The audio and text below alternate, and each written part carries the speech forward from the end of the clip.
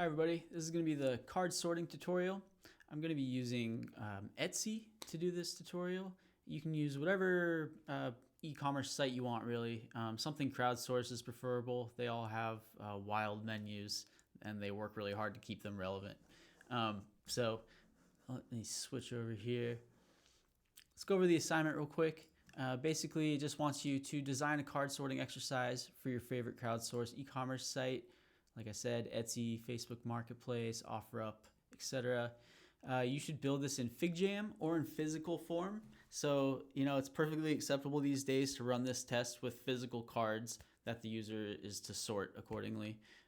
You'll test it on 3 people and record the results next week, okay?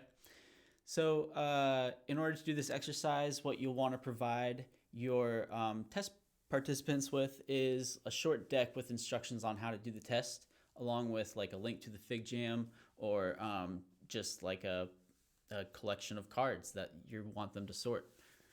If you've built the test in physical form, just take a photo and include it in the PDF as your example, and then you'll just submit the PDF here, okay?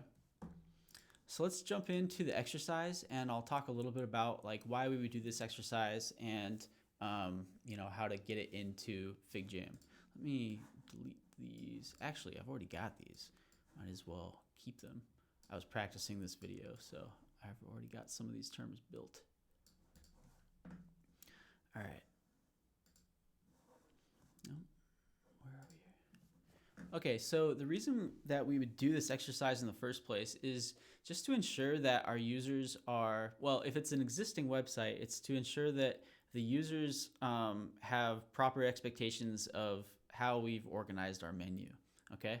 And so, if we give them a card sorting exercise to do based on the current menu, and people are organizing the terms into different categories than we have on here, then that tells us that we're not doing a very good job. And maybe if we put more focus on the user experience within our menu, we'd sell more items, or the customers would be able to navigate the site faster, right?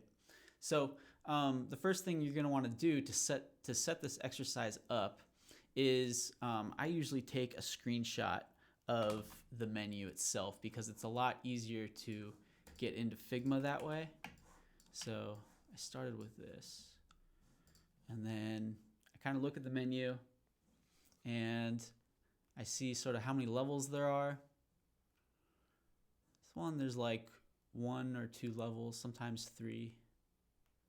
So like this is 1 level, this is 2 levels, and then this is 3 levels, right?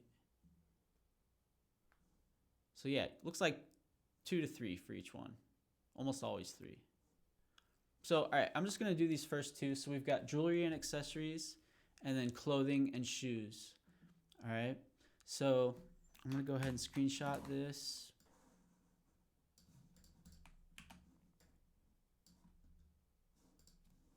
And then clothing and shoes, screenshot this.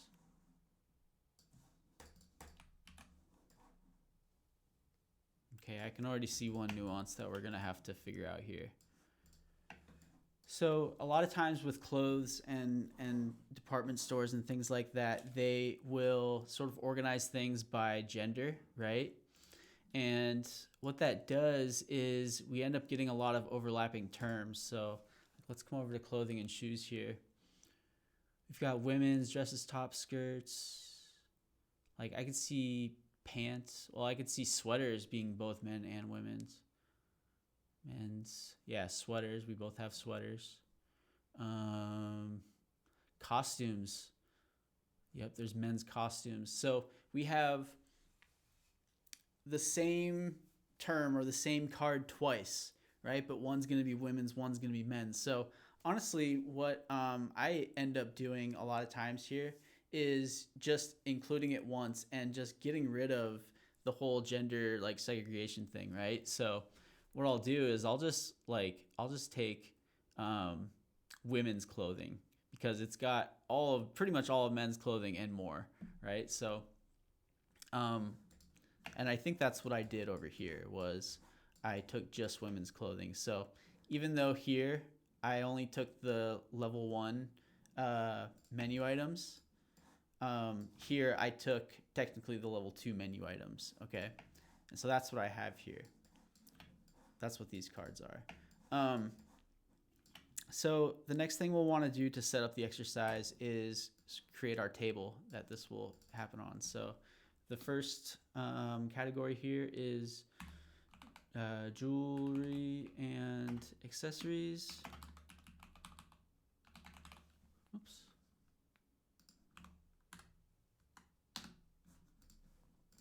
Jewelry and accessories, and then what do we have? We have clothing and shoes.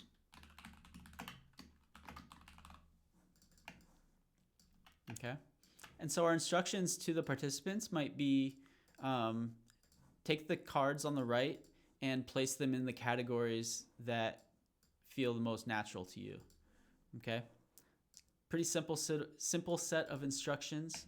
And, you know, with this amount of cards won't take them a long time. It's not uncommon, though, to give the participants many cards, like maybe 20 or 30 cards. You know, they might have to sit here and go just card by card, but, you know, it's valuable information and it's relatively easy. So we'll just start from the top here. We've got accessories. And, oh, sorry. The reason I'm actually going to go through and do this exercise for you right now is because I want to show you the difference between giving your test subjects the categories versus having them make their own. Okay, so I'm going to do it once using each method. So we'll start here with accessories. Probably goes in the category with accessories, rings. So I can kind of go through here. Bags and purses, definitely accessories, necklaces. Any jewelry is accessories. Hence the category, I guess, right? Skirts, that's clothing. Tops and tees, that's clothing. Dresses is clothing. Jackets and coats, my favorite department. Sweaters, clothing. All right, and so, you know, we might take this information back and say, yeah, this pretty much corresponds with our current categories. We're probably doing a pretty good job here. We'll go focus on another part of the menu, right? Say we get rid of the categories, right? And we give our participants just these terms. Let's mix them up a little bit more. Here. Okay. Good enough. Cool. So no categories this time, right? We're going to start grouping them together. So we've got necklaces, skirts, dresses. Skirts and dresses are very similar. Let's see, necklaces and earrings are very similar. Jackets and coats, not as similar. I guess it's closer to a dress than it is a skirt. You could have like a dress coat. All right, tops and tees. This is still kind of close to jackets and coats. These are like all clothes though. So I might make that connection, but you know, I'm just sort of putting them. Sweaters, these are like things that keep you warm, right? These are just like normal everyday clothes. Bags and purses, I feel like that's like outerwear as well. It's like, I don't know. I'm just trying to think of like what users also might be thinking about. Accessories, so okay, this is one thing I think that a user would probably get. They'd probably think, okay, these are all accessories. Bags and purses is probably accessories. So now we've got 3 categories though. We've got like outerwear, we've got just like normal or like casual wear, and then we have accessories, right? Maybe those are the categories that I put them in. And now all of a sudden we've got 3 categories using all the terms that we're currently only grouping into 2 categories on the website, right? And so maybe that's a delta. Maybe that's an area that we want to focus on. And so, you know, from there, maybe the experiment is changing the words in here slightly. So, you know, maybe instead of skirts, it's also skirts and shorts or something like that. And maybe that groups them a little bit closer to all being considered clothes. I don't know, but that's where we would go with that. So I wanted to show what the difference was between giving your experiment a set of categories that the cards should be grouped into versus letting your test subjects like come up with them on their own. So that's pretty much it. I already went over the assignment. If you have any more questions, feel free to ask me on Canvas. Otherwise, looking forward to seeing what you all come up with. Again, you only have to test it on 3 people. So it could be people that you live with, could be friends, could be family, could be other classmates.